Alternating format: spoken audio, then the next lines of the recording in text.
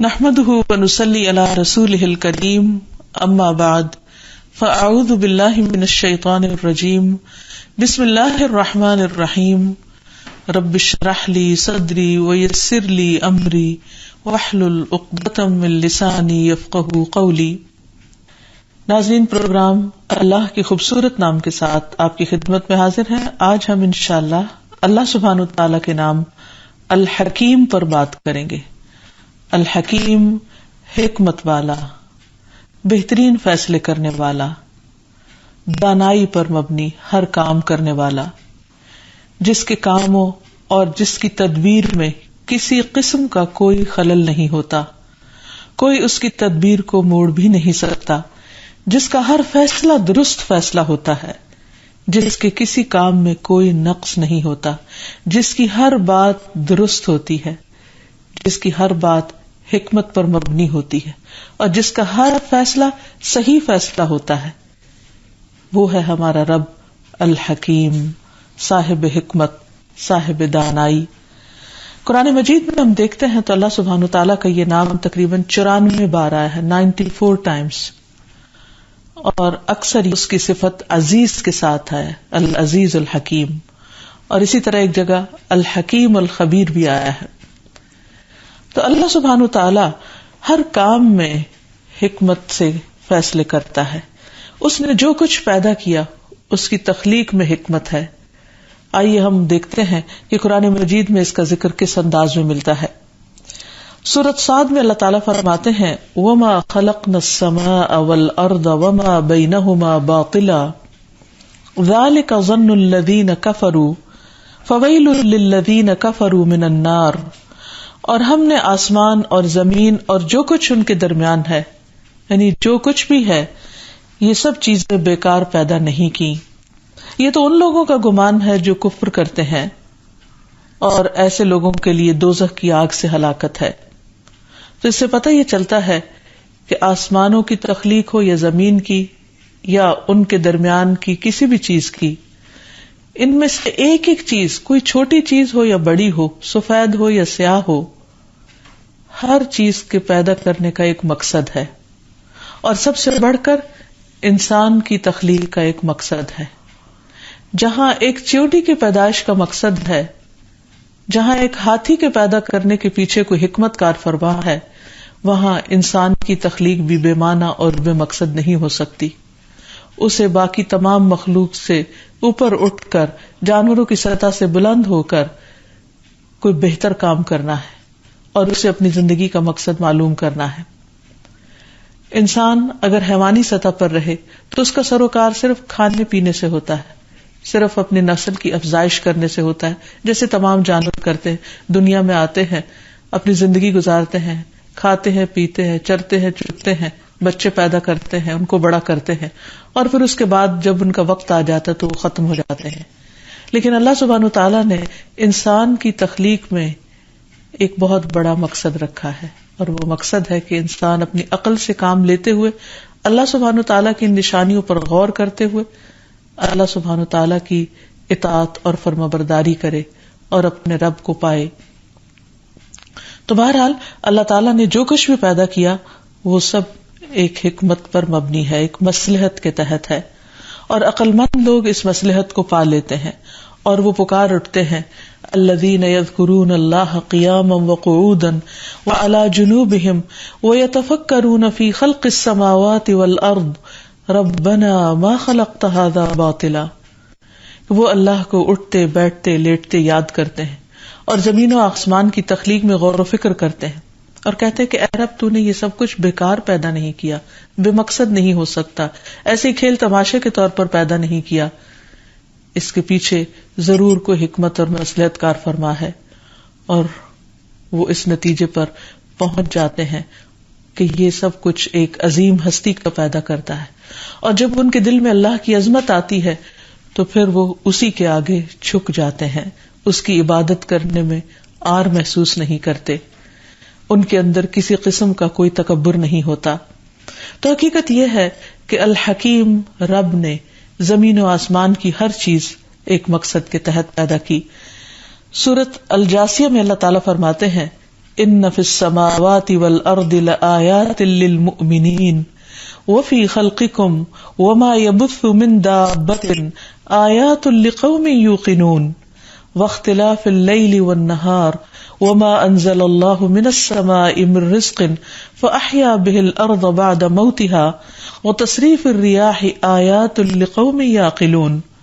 بلا شبہ آسمانوں اور زمین میں ایمان لانے والوں کے لیے کئی ایک نشانیاں ہیں، اور خود تمہاری اور ان جانوروں کی پیدائش میں بھی جو اس نے زمین میں پھیلا رکھے ہیں. یقین کرنے والوں کے لیے اس میں نشانیاں ہیں، نیز رات اور دن کے عدل بدل کر آنے میں، اور جو اللہ نے آسمان سے رزق نازل فرمایا پھر اس زمین کو مرنے کے بعد زندہ کر دیا، اور ہواؤں کی گردش میں، ان لوگوں کے لیے بہت سی نشانیاں ہیں جو عقل سے کام لیتے ہیں. تو اس سے یہ پتہ چلتا ہے کہ ایک ایک نشانی پر غور کرنا ہم پر لازم ہے، اور ہم اس میں عقل کی تسلی اور تشفی کے لیے بہت سا سامان پائیں گے اگر ہم غور و فکر کی عادت ڈال لیں، کیونکہ اللہ سبحانہ وتعالیٰ نے انسان کو سوچنے سمجھنے والا حیوان پیدا کیا ہے، اور اگر انسان سوچ سمجھ سے کام نہیں لیتا تو پھر وہ نرا حیوان ہو جاتا ہے جیسے باقی حیوانات ہیں. تو اس لیے بہت ضروری ہے کہ ان میں سے ایک ایک چیز جس کی طرف قرآن مجید میں توجہ دلائی گئی ہے، ان پر انسان ان کی تخلیق پر غور و فکر کرے، اس کے مقصد کو پہچانے، اور پھر اس دنیا میں بھی ان سے فائدہ اٹھائے، اور سب سے بڑھ کر یہ کہ پیدا کرنے والے کی عظمت کو پہچانے.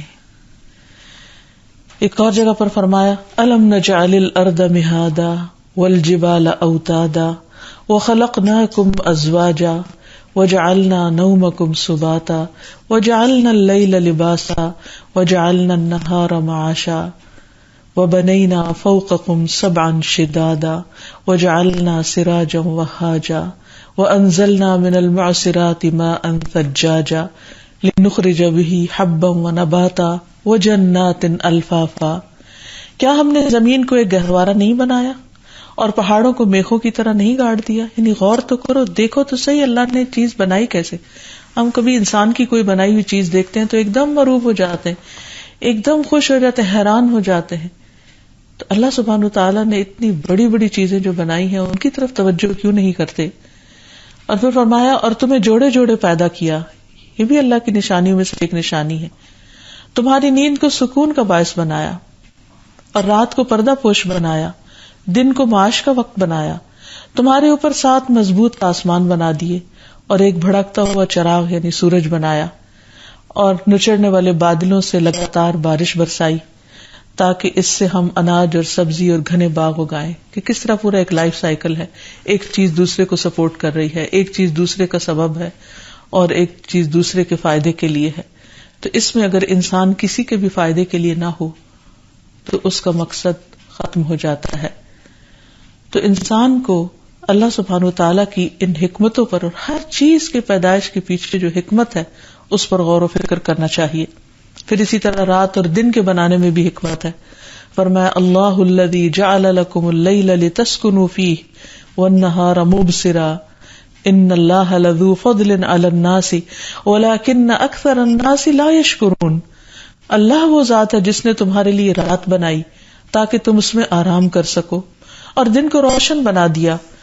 اللہ تو یقیناً لوگوں پر بڑے فضل والا ہے، لیکن اکثر لوگ شکر ادا نہیں کرتے. یعنی نیند اللہ تعالیٰ کی نعمتوں میں سے کتنی بڑی نعمت ہے. ان لوگوں سے پوچھئے جو رات کو سو نہیں سکتے کہ کس کرب اور بے چینی اور تکلیف میں ان کی راتیں گزرتی ہیں. تو اس لیے جو لوگ اس نعمت سے مالا مال ہیں انہیں اپنے رب کا شکر ادا کرنا چاہیے. اور پھر حقیقت یہ ہے کہ سونے کے بعد انسان دوبارہ ایک نئی زندگی لے کر تر و تازہ ہو کر اٹھتا ہے اور پھر اللہ کی نعمتوں کو انجوائے کر پاتا ہے. پھر اسی طرح اللہ تعالیٰ نے ستاروں کے پیدا کرنے کی حکمت بھی بتائی کہ یہ آسمان پر جو چراغ جگمگا رہے ہیں یہ ایسے ہی بیکار نہیں لگا دیے گئے. فرمایا انا زینا السماء الدنیا بزینۃ الکواکب وحفظا من کل شیطان مارد لا يسمعون الى الملأ الاعلی ويقذفون من کل جانب. بلا شبہ ہم نے آسمان دنیا کو ستاروں کی زینت سے مزین کیا. یعنی اللہ تعالیٰ اس کے بغیر بھی آسمان بنا سکتا تھا. ایک پھیکا سا آسمان ہوتا تو کوئی اس سے پوچھ نہیں سکتا تھا لیکن اس نے کتنا حسن بخشا ان ستاروں کے ساتھ. اور پھر صرف ایک ہی فائدہ نہیں ہے خوبصورتی کا، مزید حکمت بتائی کہ اسے ہر سرکش شیطان سے محفوظ بنا دیا. وہ عالم بالا کی باتیں سن نہیں سکتے، یعنی جو وحی الہی انسانوں کی ہدایت کے لیے اللہ تعالیٰ بھیجتے ہیں وہ اس میں مداخلت نہیں کر سکتے، اور ہر طرف سے ان پر شہاب پھینکے جاتے ہیں. ایک اور جگہ پر ستاروں کے بنانے کی حکمت بتائی گئی کہ وہ رات کے اندھیروں میں جو سمندر میں لوگ سفر کر رہے ہوتے ہیں ان کو راہ دکھانے کے کام آتے ہیں. وَبِالنَّجْمِ هُمْ يَهْتَدُونَ. پھر اسی طرح اللہ تعالیٰ ایک خاص حکمت کے ساتھ، ایک خاص پروپورشن کے ساتھ سبزیوں اور پھلوں کو اگاتا ہے. جو چیز جتنی زیادہ مقدار میں کنزیوم ہوتی ہے وہ اتنی کثرت کے ساتھ اگتی ہے، اور جو چیزیں انسان کی غذا کے علاوہ دوا کے طور پر استعمال ہوتی ہیں ان کی پیدائش عام طور پر کم ہوتی ہے. فرمایا هو الذی انزل من السماء ماء فاخرجنا به نبات كل شيء فاخرجنا منه خضرا نخرج منه حبا متراكبا ومن النخل من طلعها قنوان دانية وجنات من أعناب والزيتون والرمان متشابها مشتبها وغير متشابه انظروا إلى ثمره إذا أثمر وينعه إن في ذلكم لآيات لقوم يؤمنون. اور وہی ہے جس نے آسمانوں سے پانی اتارا تو ہم نے اس کے ساتھ ہر چیز کی انگوری نکالی، پھر ہم نے اس سے سبز کھیتی نکالی جس میں سے ہم تہ بتہ چڑھے ہوئے دانے نکالتے ہیں، اور کھجور کے درختوں سے ان کے گابھے میں سے جھکے ہوئے خوشے ہیں، اور انگوروں اور زیتون اور انار کے باغات ملتے جلتے اور نہ ملتے جلنے والے. اس کے پھل کی طرف دیکھو جب وہ پھل لائے، اور اس کے پکنے کی طرف، بے شک اس میں ان لوگوں کے لیے یقیناً بہت سی نشانیاں ہیں جو ایمان لاتے ہیں. یعنی اللہ سبحانہ تعالیٰ نے ان چیزوں کو بطور غذا تو پیدا کیا ہی ہے، لیکن ان کو اپنی نشانیوں میں سے ایک نشانی بھی قرار دیا ہے. اور حقیقت یہ ہے کہ انسان اگر غور کرے کہ مٹی کے پیٹ سے کیا کچھ نکلتا چلا جا رہا ہے، اگر مٹی کو انسان کھول کر دیکھے تو اس کے اندر وہ خوشبو نہیں ہوتی جو پھل میں آ چکی ہوتی، وہ رنگ وہاں نظر نہیں آتا جو پھلوں اور پھولوں اور پتوں کے اندر نظر آتا ہے، وہ ذائقہ اور ٹیسٹ مٹی کے اندر کہیں نہیں ملتا جو پھلوں کے اندر پیدا ہو جاتا ہے. یہ سب کچھ پیدا کرنے والا کون ہے؟ اور پھر بعض اوقات ایک ہی باغ کے اندر ایک ہی ہوا، ایک ہی بارش، ایک ہی پانی، ایک ہی دھوپ، ایک ہی مٹی، لیکن ہر چیز مختلف رنگوں کی نکل رہی ہے، مختلف شکلوں اور مختلف فائدوں کی، اور پھر انسان ان کے بارے میں بہت کم جانتا ہے. بہت سی چیزیں بظاہر یوں لگتا ہے کہ صرف کھانے کی ہیں، حالانکہ اس میں غذا کے علاوہ شفا بھی اللہ نے رکھی. اور صرف غذا اور شفا ہی نہیں، اس کا انوائرمنٹ پر یا پورے ماحول پر بھی ایک خاص اثر ہوتا ہے. اور پھر وہ صرف انسانوں ہی کی غذا نہیں ہوتی، انسانوں کے علاوہ دوسری مخلوقات کی غذا بھی ہوتی ہے. تو یہ سب کچھ کسی بنانے والے نے ہی بنایا، اور وہ بنانے والا بہت حکمت والا ہے جس کا کوئی بھی کام حکمت سے خالی نہیں اور بے مقصد نہیں، اور صرف کام برائے کام نہیں، یا کوئی بھی چیز محض دل لگی کے لیے پیدا نہیں کی، بلکہ ہر چیز کو بنایا اور پرفیکٹ بنایا، جیسی انسان کو ضرورت تھی اس کے مطابق بنایا. حتیٰ کہ انسان کا جوڑا انسان میں سے بھی بہت پرفیکٹ بنایا، دونوں کو مختلف شکلوں میں پیدا کیا، ایک کو مرد اور ایک کو عورت کی شکل میں. اگر دونوں ایک ہی جیسے ہوتے تو اس میں کیا حسن تھا، یہ کیا خوبی تھی. پھر اسی طرح اللہ سبحانہ وتعالی مزید چیزوں کو دیکھنے کا اور غور و فکر کی دعوت دیتے ہیں کہ جانوروں کو بھی ایک حکمت کے تحت اس نے پیدا کیا. اللہ تعالیٰ چاہتے تو انسان پیدا کر دیتے اور پھر کچھ کھانے پینے کی چیزیں زمین پر ہوتی اور بات ختم ہو جاتی، لیکن اس نے زمین پر جانور پھیلا دیے، اور اس میں کتنی قسمیں ہیں ان جانوروں کی کہ انسان کے لیے گننا دوبھر ہے. پھر صرف زمین پہ چلنے والے جانور نہیں بلکہ رینگنے والے جاندار بھی ہیں، اور پھر ہواؤں میں اڑنے والے پرندے، اور پرندوں کے رنگ اور ان کے ڈیزائن اور ان کے اندر کی خوبصورتی اور حسن حیرت انگیز طور پر انسان کے لیے ایک نشانی ہے جس میں انسان کو اللہ سبحانہ وتعالیٰ کی حکمت کار فرما نظر آتی ہیں. پھر یہ ہے کہ بعض جاندار 4 ٹانگوں والے ہیں، بعض 8 والے ہیں، اور بعض تو انگنت ٹانگیں رکھتے ہیں یعنی انسیکٹس میں سے. پھر اسی طرح بعض کو دودھ دینے والا بنایا، بعض کو رینگنے والا بنایا، بعض کو اڑنے والا بنایا، بعض کو دوڑنے والا، اور بعض صرف چل سکتے ہیں، دوڑ نہیں سکتے. اللہ تعالیٰ فرماتے ہیں واللہ خلق کل دابۃ من ماء فمنہم من یمشی علی بطنہ ومنہم من یمشی علی رجلین ومنہم من یمشی علی اربع یخلق اللہ ما یشاء ان اللہ علی کل شیء قدیر. اور اللہ نے ہر چلنے والے جاندار ایک قسم کے پانی سے پیدا کیے، پھر اس میں سے کوئی وہ ہے جو اپنے پیٹ پہ چلتا ہے، اس میں سے کوئی وہ ہے جو 2 پاؤں پہ چلتا ہے، ان میں سے کوئی وہ ہے جو 4 پہ چلتا ہے. اللہ پیدا کرتا ہے جو چاہتا ہے، یقیناً اللہ ہر چیز پر خوب قدرت رکھنے والا ہے. پھر تخلیق کے علاوہ باقی بھی معاملات میں جو فیصلے وہ کرتا ہے وہ فیصلے بھی سراسر حکمت پر مبنی ہوتے ہیں. ہمیں بعض فیصلوں کی حکمت سمجھ میں نہیں آتی اور ہم اس پر دل تنگ بھی ہوتے ہیں، لیکن اس میں بھی بہت بڑی مصلحت کار فرما ہوتی ہے. اللہ سبحانہ تعالیٰ نے انسانوں کی تقدیر بنائی اور بہت ہی اچھی بنائی، اور ہوتا وہ ہے جو وہ چاہتا ہے اور وہ نہیں ہوتا جو نہیں چاہتا، کیونکہ اس میں سراسر خیر اور بھلائی ہوتی ہے. تو بحیثیت مسلمان ہمارا اس بات پر ایمان ہونا چاہیے کہ اللہ سبحانہ تعالیٰ کا کوئی بھی فیصلہ ظلم پر مبنی نہیں، وہ سراسر عدل پر مبنی ہے. وہ اس نے صاف طور پر فرما دیا کہ اپنے بندوں پر ظلم کرنے والا نہیں. اور پھر ہم یہ بھی جانتے ہیں کہ وہ ہر چیز کا مکمل علم رکھتا ہے، ہم یہ بھی جانتے ہیں کہ وہ ہر چیز پر پوری پوری قدرت رکھتا ہے، لہذا جو فیصلہ وہ کرتا ہے وہ خیر سے خالی نہیں ہوتا، اس کے کسی فیصلے میں کوئی شر نہیں. جیسے نبی صلی اللہ علیہ وسلم اپنی صبح کی دعا میں فرمایا کرتے تھے وَالشَّرُّ لَيْسَ إِلَيْكَ، شر تیری طرف منسوب نہیں کیا جا سکتا، یعنی تیرے کسی بھی فیصلے پر اعتراض نہیں ہو سکتا اور نہ کسی قسم کی کوئی ناراضگی. حضرت عائشہ رضی اللہ تعالیٰ عنہا پر جب الزام لگا تھا تو سارے لوگ سخت پریشان ہوئے، خود نبی صلی اللہ علیہ وسلم بھی پریشان رہے، لیکن اللہ تعالیٰ نے جب ان کے دفاع میں آیات نازل کی تو اس میں فرمایا کہ لا تحسبوه شرا لکم بل هو خیر لکم، اس واقعے کو بھی اپنے حق میں برا نہ سمجھو، اس میں بھی تمہارے لیے خیر اور بھلائی ہے. اتنی بڑی بات کہ جس سے پورا مدینہ متاثر ہو کر رہ گیا اور 1 مہینے تک پریشان ہو کر رہ گیا، اس قدر شدید پریشانی کو بھی اللہ تعالیٰ فرماتے یہ بھی تمہارے حق میں خیر ہے، یہ بھی تمہارے لیے بہتر ہے. اور اگر اس واقعے پر غور کیا جائے تو واقعی اس میں سے بہت سی ایسی چیزیں نظر آتی ہیں، بہت سی چیزیں سیکھنے کو ہیں اور ہماری زندگیوں میں قابل عمل بھی ہیں. پھر اسی طرح عورتوں کے ساتھ معاملہ کرتے ہوئے اللہ سبحانہ وتعالیٰ فرماتے ہیں کہ ان کے ساتھ اچھے سلوک کے ساتھ پیش آؤ، اور اگر وہ تمہیں ناپسند بھی ہوں تو بھی ان کے ساتھ زیادتی نہ کرنا. فَإِن كَرِهْتُمُوهُنَّ فَعَسَىٰ أَن تَكْرَهُوا شَيْئًا وَيَجْعَلَ اللَّهُ فِيهِ خَيْرًا كَثِيرًا. پھر اگر تم انہیں ناپسند بھی کرتے ہو، نہیں کسی وجہ سے وہ عورت تمہیں اچھی نہیں بھی لگتی، تو ممکن ہے تم کسی چیز کو ناپسند کرو اور اللہ نے اس میں تمہارے لیے بہت سی بھلائی رکھی ہو. اور یہ ایک حقیقت ہے کہ بعض اوقات اللہ تعالیٰ اسی خاتون سے ایسی اولاد عطا کرتا ہے یا دنیا میں یا آخرت میں ایسا فیض عطا کرتا ہے جو اس کے بغیر ہو نہیں سکتا. تو مومن کا ہر حال خیر پر مبنی ہوتا ہے. نبی صلی اللہ علیہ وسلم نے فرمایا کہ مومن کے ہر حال میں خیر ہے. اگر اسے تکلیف پہنچتی ہے اور وہ صبر کرتا ہے تو اس میں بھی خیر ہے، اور اگر اس کو کوئی نعمت ملتی ہے اور وہ شکر ادا کرتا ہے تو اس میں بھی اس کے لیے خیر ہے. اور اس کے لیے، اور یہ صرف مومن ہی کے لیے ہے جو اللہ کے فیصلوں پر اعتماد کرتا ہے، یقین رکھتا ہے.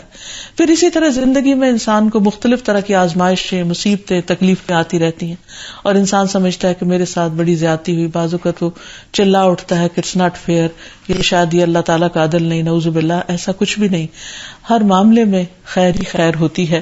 اللہ تعالیٰ فرماتے ہیں ما اصاب من مصیبت فی الارض ولا فی انفسکم الا فی کتاب من قبل ان نبرأها ان ذلك علی اللہ یسیر لکی لا تأسوا علی ما فاتکم ولا تفرحوا بما آتاکم واللہ لا يحب کل مختال فخور. کوئی مصیبت نہ زمین پر پہنچتی ہے اور نہ تمہاری جانوں پر مگر وہ ایک کتاب میں لکھی ہے اس سے پہلے کہ ہم اسے پیدا کریں.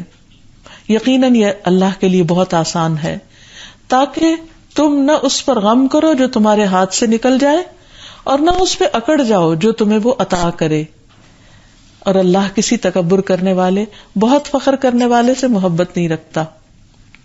یعنی اس سے یہ پتہ چلتا ہے کہ اللہ سبحانہ وتعالیٰ جب انسان کو کسی تکلیف میں مبتلا کرتا ہے تو وہ اس کو کچھ سکھانا مطلوب ہوتا ہے، اس کے لیے کوئی خیر اور بھلائی مطلوب ہوتی ہے جو اسی راستے سے آتی ہے. کیونکہ اللہ سبحانہ وتعالیٰ جب کسی بندے سے محبت کرتا ہے تو اس کو آزما لیتا ہے. بخاری کی حدیث میں آتا ہے کہ جس کے ساتھ اللہ بھلائی کا ارادہ کرتا ہے، یعنی اس کو کوئی خیر عطا کرنا چاہتا ہے، تو اللہ تعالیٰ اسے مصیبت میں مبتلا کر دیتا ہے جو اس راستے کے بغیر اس کو مل نہیں سکتے. اور حقیقت میں دنیا میں عام زندگی کا بھی اصول یہی ہے کہ انسان مشکلات سے گزرتا ہے تو اس کے لیے آسانیاں پیدا ہوتی ہیں، اور جو لوگ صرف آسانیوں میں رہتے ہیں ان کے لیے زندگی دوبھر ہو کر رہ جاتی ہے. رسول اللہ صلی اللہ علیہ وسلم نے یہ بھی فرمایا کہ اللہ تعالیٰ کے ہاں ایک آدمی کے لیے بلند مرتبے کا فیصلہ کر دیا جاتا ہے، لیکن وہ اپنے اعمال کے بلبوتے پر وہاں تک رسائی حاصل نہیں کر رہا ہوتا، یعنی اس کے عمل اتنے اچھے نہیں ہوتے کہ اس بلند درجے پہ پہنچے. اس لیے اللہ تعالیٰ اسے مسلسل ایسی آزمائشوں کے ساتھ آزماتا رہتا ہے جنہیں وہ ناپسند کرتا ہے، یہاں تک کہ وہ اپنے اس مرتبے تک پہنچ جاتا ہے. یعنی اعمال کی وجہ سے نہیں، آزمائشوں پر صبر کرنے کی وجہ سے. پھر اسی طرح اللہ سبحانہ وتعالی بندوں کو ثواب دینا چاہتے ہیں، اجر اور جزا دینا چاہتے ہیں ان آزمائشوں کے ذریعے. نبی صلی اللہ علیہ وسلم نے فرمایا زیادہ ثواب بڑی آزمائش کے ساتھ ہے. اس کا یہ مطلب نہیں کہ انسان مانگے، اللہ تعالیٰ نے انسان کے لیے عافیت کی دعا کو پسند کیا ہے، لیکن اگر کسی پر بڑی تکلیف آ گئی ہے تو بس یقین کر لینا چاہیے کہ اس کے لیے اجر بھی بہت بڑا ہے. اور جب اللہ کسی قوم سے محبت کرتا ہے تو انہیں آزمائش میں مبتلا کر دیتا ہے. کتنے لوگ ہیں جو یہ سمجھتے ہوں تکلیف کے وقت کہ یہ اللہ تعالیٰ کی محبت ہے، یہ اللہ تعالیٰ کی عنایت ہے. اکثر تو یہ سمجھتے کہ شاید اللہ تعالیٰ ہم سے ناراض ہو گیا ہے اس لیے اس نے ہمیں آزمائش میں ڈال دیا ہے. پھر اسی طرح بعض آزمائشیں انسانوں کی گناہوں کی معافی کے لیے بھی آتی ہیں. نبی صلی اللہ علیہ وسلم نے فرمایا مسلمان پر کوئی مصیبت، بیماری یا غم یا تکلیف ایسی نہیں آتی حتیٰ کہ ایک کانٹا بھی اگر اس کو چبھتا ہے تو اس کے بدلے اللہ تعالیٰ اس کے گناہ دور کر دیتا ہے. ہم عام طور پر سمجھتے ہیں کہ ہم نے کوئی غلط کام نہیں کیا. بعض لوگ تو باقاعدہ یہ کہتے ہیں کہ پتہ نہیں ہم سے کون سی غلطی ہو گئی. ہمیں واقعی نہیں پتا ہوتا کہ کون سی ہوگی، لیکن یہ ہمیں یاد رکھنا چاہیے کہ نہ جانتے ہوئے بھی ہم بہت سی غلطیاں کرتے رہتے ہیں. اور سب سے بڑی غلطی تو عام طور پر جو لوگ کرتے ہیں وہ اپنے وقت کا صحیح استعمال نہ کرنا اور باقی نعمتوں کا بھی صحیح استعمال نہ کرنا اور ان کو فار گرانٹیڈ لینا اور ضائع کرتے رہنا. پھر اسی طرح انسان کی روحانی ترقی کے لیے بھی آزمائشوں کی بھٹی میں اس کو ڈالنا ضروری ہوتا ہے، کیونکہ انسان بعض اوقات دنیا میں محو ہو کر غافل ہونے لگتا ہے اور اللہ تعالیٰ کو بھول جاتا ہے. پھر اللہ تعالیٰ اس کو کسی تکلیف میں ڈالتے ہیں تو وہ اللہ کو پکارنے لگتا ہے اور اللہ کو یاد کرنے لگتا ہے. اللہ سبحانہ تعالیٰ پر ایمان کا تقاضا یہ ہے کہ ہم سب سے زیادہ اس سے محبت کریں. تو بندہ جب اللہ تعالیٰ کو بھول کر کسی اور چیز سے زیادہ محبت کرنے لگتا ہے تو اللہ تعالیٰ وہاں سے بھی اس کو آزماتا ہے اور پھر اس کو دنیا کی حقیقت سمجھاتا ہے اور اپنے ساتھ جوڑ لیتا ہے. تو جس شخص کے اندر خیر ہوتا ہے آزمائش اس کو ایمان میں اور عمل میں اور ترقی عطا کرتی ہے، لیکن اگر کسی کے اندر شر ہوتا ہے تو بعض اوقات وہ آزمائش اس کے لیے اور بڑی مصیبت کا ذریعہ بن جاتی ہے. بہرحال اللہ سبحانہ تعالیٰ اپنے بندے کو پاک کرنا چاہتا ہے دنیا کی محبت سے، دنیا کی لالچ سے، گناہوں سے، غلط کاموں سے اور گناہوں کے بوجھ سے آزاد کرنا چاہتا ہے اور ان بیماریوں کو، تکلیفوں کو، مشکلات کو گناہوں کا کفارہ بنا دیتا ہے. لیکن اکثر لوگ اس کو سمجھتے نہیں. بعض اوقات اللہ تعالیٰ انسان کو پہلے سے زیادہ اچھی نعمت دینا چاہتا ہے اور بندہ اس چیز کے ساتھ چمٹ کر بیٹھا ہوتا ہے اور اس چیز کے جانے کو وہ سمجھتا ہے کہ شاید یہ میرے حق میں نقصان ہو گیا، جبکہ اللہ تعالیٰ وہ لے کر اس پر بندے سے صبر اور شکر کروا کے اس سے بڑی نعمت اس کو دینا چاہتا ہے. اس سلسلے میں ایک حدیث میں آتا ہے کہ اللہ تعالیٰ فرماتے ہیں جب میں اپنے مومن بندے کو آزماتا ہوں اور وہ تیمارداری کرنے والوں کے سامنے میرا شکوہ نہیں کرتا تو اس کو اپنی قید سے آزاد کر دیتا ہوں. اس کے پہلے گوشت کے عوض بہترین گوشت عطا کرتا ہوں اور اس کے پہلے خون کے عوض بہترین خون عطا کرتا ہوں، اور اس طرح وہ اثر نو عمل کرتا ہے، یعنی پھر سے ایک نیا انسان بن جاتا ہے.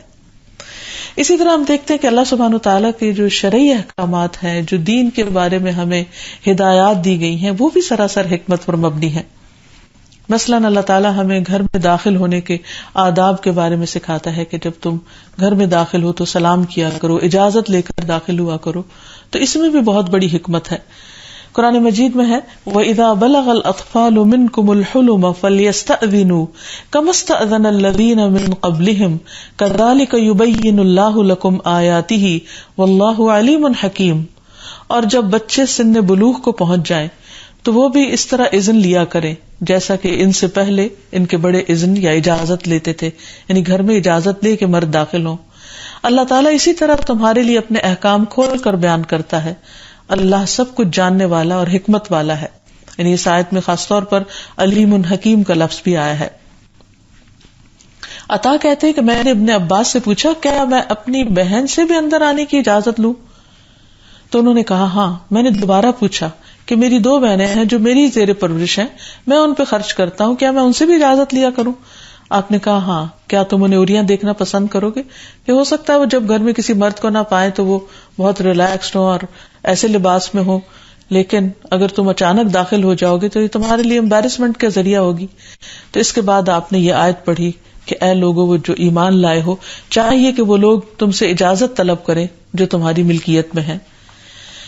پھر اللہ سبحانہ وتعالیٰ نے اولاد کے درمیان عدل کا حکم دیا ہے، اور اس میں بھی بڑی حکمت ہے، کیونکہ رسول اللہ صلی اللہ علیہ وسلم نے فرمایا اپنی اولاد کے درمیان انصاف کیا کرو، اپنے بیٹوں کے حقوق کی ادائیگی میں برابری کا خیال رکھا کرو، یعنی کسی کے ساتھ زیادتی اور ناانصافی نہ کرو، کیونکہ اس سے اولاد کے درمیان باہم ایک دوسرے سے نفرت پیدا ہو جاتی ہے. یعنی جب ایک باپ ایک بچے کو دوسرے پر زیادہ ترجیح دیتا ہے تو ان کے آپس کے تعلقات خراب ہو جاتے ہیں، اور جب ان کا آپس کا لڑائی جھگڑا ہوتا ہے تو یہ چیز پھر ماں یا باپ کو تکلیف دینے والی ہوتی ہے. تو اس لیے اس سے بھی بچنا چاہیے. پھر اسی طرح آپ صلی اللہ علیہ وسلم نے فرمایا اللہ سے ڈرو اور اپنی اولاد کے درمیان عدل کرو جیسا کہ تم پسند کرتے ہو کہ وہ تمہارے ساتھ حسن سلوک کریں. تو اس لیے اگر کوئی تحفے تحائف دینے ہو بچوں کو، یا ان کے ساتھ پیار محبت کا معاملہ ہو، یا شفقت کا معاملہ ہو، تو ان تمام چیزوں میں عدل کرنا چاہیے تاکہ ایک بچہ دوسرے بچے سے جیلس نہ ہو یا واپس ماں باپ کے ساتھ نفرت نہ کرے. کیونکہ جب کسی بچے کو اگنور کر دیا جاتا ہے یا اس کی کمزوری کی وجہ سے اس پر توجہ نہیں دی جاتی تو وہ بچہ والدین کی محبت کھو بیٹھتا ہے. یعنی ماں باپ اس کی طرف توجہ نہیں کرتے اور وہ ماں باپ کی طرف نہیں کرتا، جس کے نتیجے میں ایک خون کے رشتے میں خلل آ جاتا ہے اور یہ انسان کے لیے نقصان دہ ہے. پھر اسی طرح اللہ سبحانہ وتعالیٰ نے وراثت کے احکامات دیے اور ان میں خود فیصلے فرمائے کہ کس کو کتنا ملنا چاہیے، لڑکی کو کتنا دیا جائے، لڑکے کو کتنا دیا جائے، والدین کا کتنا حصہ ہو، باقی رشتہ داروں کا کیا ہو. اور اس معاملے میں اللہ سبحانہ وتعالیٰ نے اپنے نبی کو بھی اختیار نہیں دیا کہ وہ ان حصوں میں کسی قسم کی کوئی تبدیلی کرے. لہذا ان حصوں پر اعتراض کرنا یہ بھی اللہ سبحانہ وتعالیٰ کے لیے شکر گزار نہ ہونا ہے اور اس کی حکمت کو نہ سمجھنا ہے، کیونکہ ہمارا علم کم ہے، ہماری عقل کم ہے. واللہ یعلم وانتم لا تعلمون، اللہ جانتا ہے اور تم نہیں جانتے. اس لیے بہت ضروری ہے کہ ہم اس حکمت کو سمجھتے ہوئے اللہ سبحانہ وتعالیٰ کے احکامات پر سر تسلیم خم کر دیں. پھر اسی طرح اللہ سبحانہ وتعالیٰ جو وصیت کا حکم دیتے ہیں اس میں بھی بڑی حکمت ہے. بعض رشتہ دار ایسے ہوتے ہیں کہ جن کا ورثے میں حصہ نہیں مل رہا ہوتا، لیکن وصیت کے ذریعے انسان اپنے مال میں سے 1/3 ان رشتہ داروں کو فیض پہنچا سکتا ہے.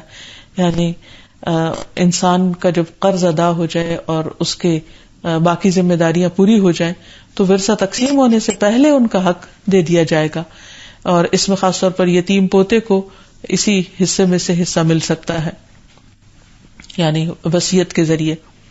پھر اسی طرح اللہ تعالیٰ نے جن چیزوں کو حلال قرار دیا یا جن کو حرام قرار دیا ان میں بھی بڑی حکمت ہے. ویسے قرآن مجید میں کھول کے ہمیں بتا دیا گیا کہ کیا کیا چیزیں تمہارے لیے حرام ہیں. ارشاد باری تعالیٰ ہے قُلْ لَا أَجِدُ فِي مَا أُوحِيَ إِلَيَّ مُحَرَّمًا عَلَىٰ طَاعِمٍ يَطْعَمُهُ إِلَّا أَن يَكُونَ مَيْتَةً أَوْ دَمًا مَّسْفُوحًا أَوْ لَحْمَ خِنزِيرٍ فَإِنَّهُ رِجْسٌ أَوْ فِسْقًا أُحِلَّ لِغَيْرِ اللَّهِ بِهِ فَمَنِ اضْطُرَّ غَيْرَ بَاغٍ وَلَا عَادٍ فَإِنَّ رَبَّكَ غَفُورٌ رَحِيمٌ. آپ ان سے کہیے کہ جو وحی میری طرف آئی ہے اس میں تو کوئی ایسی چیز نہیں پاتا جو کھانے والے کے لیے حرام کی گئی ہو، الا یہ کہ وہ مردار ہو یا بہایا ہوا خون ہو یا خنزیر کا گوشت ہو کیونکہ وہ ناپاک ہے، یا فسق ہو کہ وہ چیز اللہ کے سوا کسی اور کے نام سے مشہور کر دی گئی ہو. ہاں جو شخص لاچار ہو جائے اس حال میں کہ وہ نہ تو اللہ کے قانون کا باغی ہو اور نہ ضرورت سے زیادہ کھانے والا ہو تو وہ اسے معاف ہے، کیونکہ آپ کا رب بخشش فرمانے والا اور رحم کرنے والا ہے. تو اس سے یہ پتہ چلتا ہے کہ انسانوں کے لیے بہتا خون، خنزیر کا گوشت اور مردار اور اللہ کے سوا کسی اور کا نام لیا ہوا کھانا یہ حرام قرار دیا گیا ہے، اور اس میں بھی بہت حکمتیں ہیں. اب دیکھیے کہ کھانا اللہ نے پیدا کیا ہے، لیکن اگر اللہ کے سوا کسی اور کا نام اس پر لیا جائے تو اس کھانے کے اندر سے وہ روحانیت اور ایمانی خو جو ہے وہ ختم ہو جاتی ہے. اسی طرح آج جدید تحقیقات کی روشنی میں ہم سب جانتے ہیں کہ مردار ہو یا خون ہو، یہ بہت سی بیماریوں کو کیری کرتے ہیں، اور اگر انسان ان کو کھاتا ہے تو دراصل وہ اپنے لیے بیماری مول لیتا ہے اور اس کے لیے نقصان دہ. اسی طرح خنزیر کے بارے میں بھی بہت کچھ تحقیقات موجود ہیں کہ وہ کتنا غلیظ جانور ہے اور اس کے کھانے سے انسان کے اخلاق پر کتنا برا اثر پڑتا ہے. پھر اسی طرح اللہ سبحانہ تعالیٰ نے مختلف کاموں کا کفارہ رکھا ہے قرآن مجید میں کہ جب کوئی گناہ سرزد ہو جائے تو اس کی معافی کے لیے انسان کفارہ دے، جیسے قتل کے گناہ میں یا اور چیزوں میں. تو اس کے پیچھے بھی ایک بہت بڑی حکمت ہے. مثلا قسم توڑنے پر جو کفارہ ہے، یا اور چیزوں پر جو غلام آزاد کرنے یا روزے رکھ کر یا صدقہ کر کے جو کفارہ دیا جاتا ہے. تو اس طرح کے تمام احکامات جو ہیں، یعنی ایک تو ہے عام احکامات اور ایک یہ کہ خصوصی احکامات، ان سب کے پیچھے اللہ سبحانہ تعالیٰ کی حکمت کار فرما ہے. اور جو شخص اللہ کے الحکیم ہونے پر ایمان رکھتا ہے اسے ان میں سے کسی بھی چیز پر اعتراض نہیں ہونا چاہیے. اور اگر ایمان لے آئے انسان اللہ تعالیٰ کی صفت پر تو پھر اس کے اثرات انسان کی اپنی زندگی میں بھی نظر آنے چاہیے.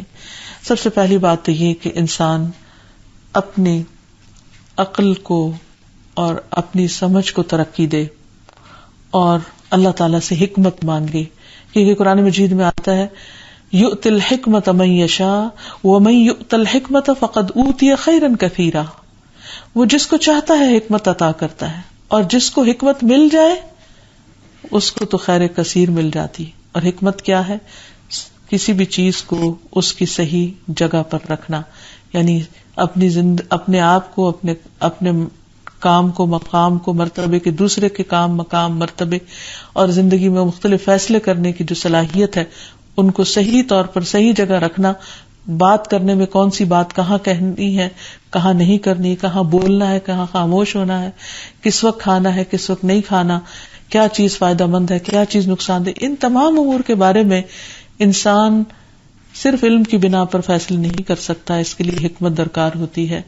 اور پھر یہ کہ کون سی چیز کتنی کرنی چاہیے یہ سب اللہ تعالیٰ ہی سمجھ دیتا ہے.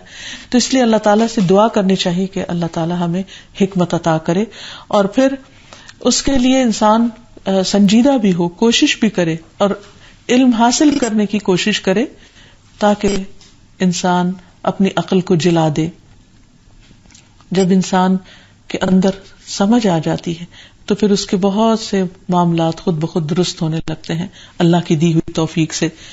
اور اس میں خاص طور پر دین کی تبلیغ کے وقت انسان کو حکمت سے کام لینا چاہیے، کیونکہ اللہ سبحانہ وتعالیٰ کا پیغام بہت خوبصورت ہے، لیکن بعض اوقات اس کو ایسے بھدے طریقے سے پہنچایا جاتا ہے کہ سننے والا اس سے اوفینڈ ہو جاتا ہے، ناراض ہو جاتا ہے، اور وہ اس کی حکمت کو سمجھ نہیں پاتا اور اس کو قبول نہیں کر پاتا.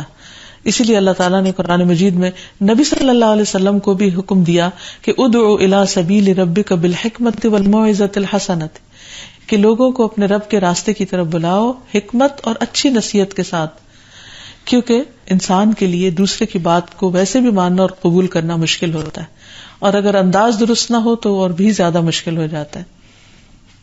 یہاں تک یہ فرمایا گیا کہ وجادلہم باللتی ہی احسن، کہ ان سے جھگڑیے تو اس طریقے پر جو بہترین ہو، یعنی اگر کہیں بحث مباحثے کی ضرورت پیش آ جائے تو وہاں بھی اچھا انداز اختیار کیا جائے. ان ربک هو اعلم بمن ضل عن سبیلہ وهو اعلم بالمہتدین، تمہارا رب خوب جانتا ہے جو راہ راست سے بھٹک چکا ہے، اور راہ راست پہ چلنے والوں کو بھی خوب جانتا ہے. یعنی اللہ سبحانہ وتعالیٰ ہر چیز کی حقیقت جانتا ہے، اس لیے اس کو اللہ پہ چھوڑ دو کہ کون بھٹکا ہوا اور کون سیدھے راستے پر ہے. تم اپنا کام خوبصورت طریقے سے کرتے رہو، کیونکہ جب تک انسان کے دل میں جس کو وہ اللہ کی طرف بلا رہا ہے اس کے لیے خیر خواہی نہیں ہوگی، اس کے لیے ہمدردی نہیں ہوگی، تو انسان اس کو صحیح بات بتا نہیں سکتا، کیونکہ اگر انسان ججمنٹل ہو اور اپنے دل میں منفی خیال رکھتا ہو کسی بھی ایسے شخص کے بارے میں جس کو وہ اللہ کی بات بتا رہا ہے، تو وہ بات اس پر پھر اثر نہیں کرے گی. تو اسی لیے فرما دی گئی کہ تمہارے رب کو سب پتا ہے کون بھٹکا ہوا ہے اور کون نہیں. تم اس پر توجہ دینے کی بجائے کہ کون بھٹکا ہوا اور کون نہیں، اور ان کے فیصلے کرنے کی بجائے اس چیز کو دیکھو کہ ان کو کون سی بات رب کے زیادہ قریب لا سکتی ہے. پھر اسی طرح حکمت ہی کا تقاضا ہے کہ انسان دوسروں سے جب عام گفتگو بھی کرے تو ان کے لیول پر کرے، ان کو سمجھ آنے والی ہو، یعنی قابل فہم انداز اختیار کرے. ایسی بات نہ ہو کہ جس میں دوسرے مشکل میں پڑ جائیں.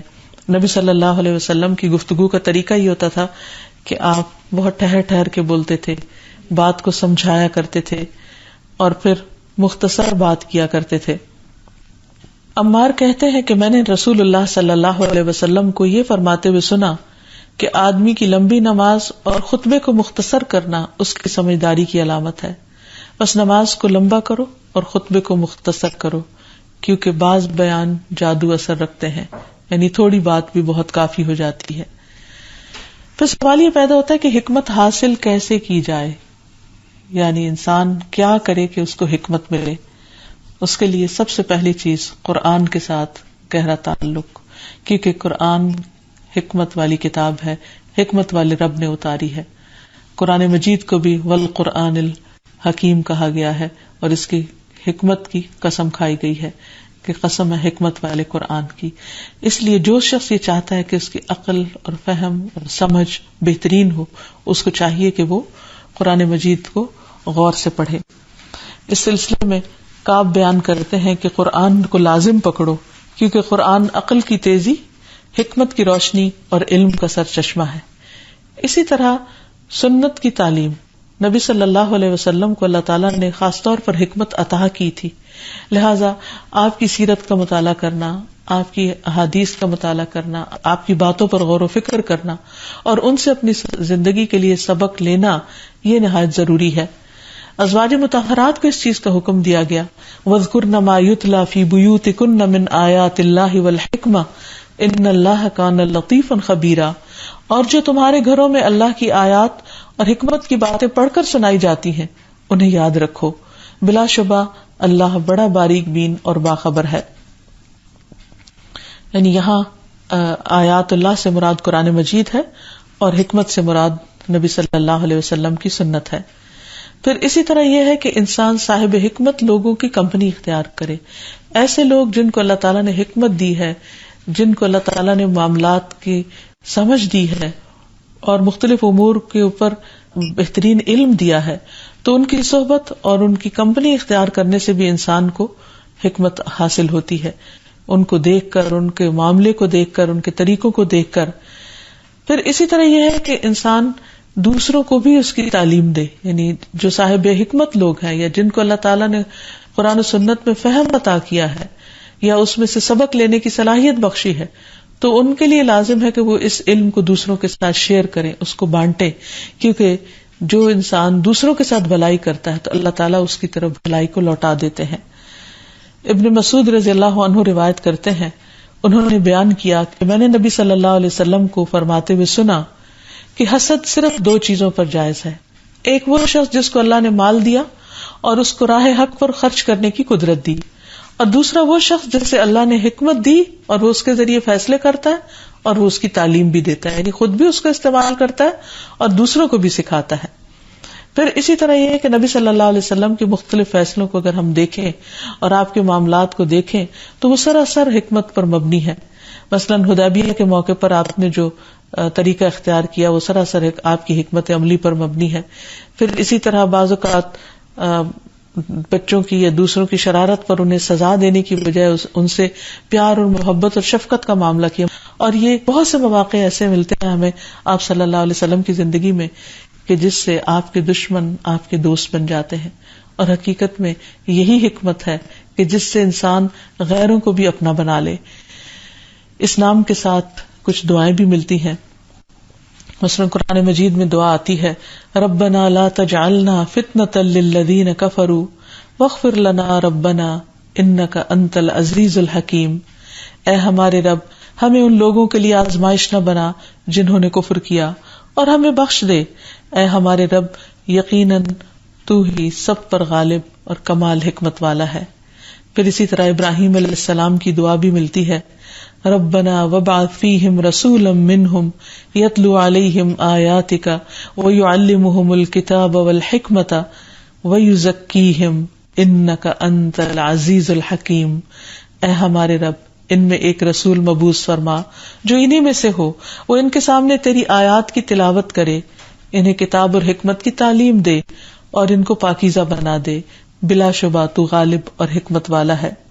پھر اسی طرح فرشتوں کی مومنوں کے لیے دعا ہے، ربنا وادخلہم جنات عدن التی وعدتہم ومن صلح من آبائہم وازواجہم وذریاتہم انک انت العزیز الحکیم۔ اے ہمارے رب، انہیں ہمیشہ رہنے والے باغات میں داخل کر جس کا تو نے ان سے وعدہ کر رکھا ہے، اور ان کے آباء و اجداد اور ان کی بیویوں اور ان کی اولاد میں سے جو نیک ہیں انہیں بھی بلا شبہ تو ہر چیز پر غالب اور حکمت والا ہے۔ تو اللہ سبحانہ وتعالیٰ کے اس نام کے ساتھ اللہ سے حکمت بھی مانگنی چاہیے اور اچھا انجام بھی، اور اسی طرح حکمت ملنے کی دعا کرنی چاہیے، جیسے ابراہیم علیہ السلام دعا کیا کرتے تھے کہ رب ہب لی حکما والحقنی بالصالحین، اے میرے رب مجھے حکمت عطا کر دے اور مجھے صالح لوگوں میں شامل کر دے۔ تو اللہ تعالیٰ سے دعا ہے کہ وہ الحکیم رب ہمیں حکمت عطا کرے اور ہمیں واقعی اپنی تمام زندگی میں حکمت سے کام لینے کی توفیق دے، کیونکہ جس کو حکمت مل گئی اس سے خیر کثیر مل گئی۔ وآخر دعوانا ان الحمد للہ رب العالمین۔ السلام علیکم ورحمۃ اللہ وبرکاتہ۔